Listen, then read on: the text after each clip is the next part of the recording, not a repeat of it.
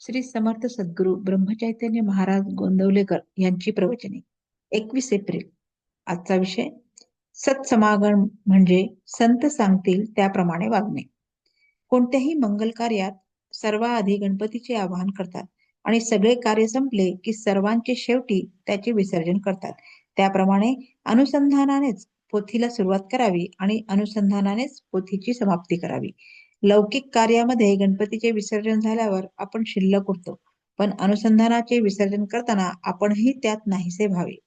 जसे ठेवायचे असेल तसे ठेवा, पण आपला विसर पडू देऊ नका एवढी भीक घालावी, अशी गुरुच्या चरणी प्रार्थना करावी. भगवंताला विसरून भजन करू नका. भगवंताची आठवण ठेवून भाजी जरी आणली तरी त्याचे श्रेय जास्त आहे. जगाच्या लाजेला भिवून भगवंताला अंतर देऊ नये. मी कोण याचा विचार करावा आणि तो करण्यासाठी मी नाही कोणाचा हे बघावे. मी आप्तेष्टांचा, बायको मुलांचा, आई बापांचा तर नाहीच, पण मी देहाचा आणि मनाचाही नाही. असे करता करता जो राहील तो मी. खरे समाधान एकपणात आहे, अद्वैतात आहे. म्हणून द्वैताचा जनक जो अभिमान तो कमी कसा होईल हे बघावे.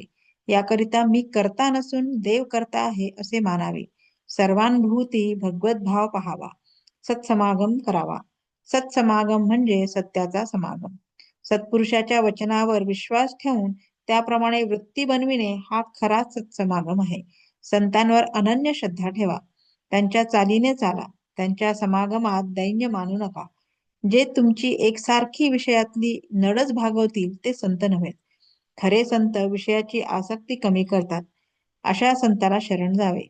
निर्विषय चित्त संतांनाच करता येते. संत हे ईश्वर दर्शनाची तळमळ उत्पन्न करतात. तळमळ उत्पन्न करून देणे हीच संतांची कामगिरी. संतांची भाषा तळमळीची असते, म्हणून ती तळमळ उत्पन्न करते. संत सांगतील त्याप्रमाणे वागावे. जग संतांशिवाय असणेच शक्य नाही.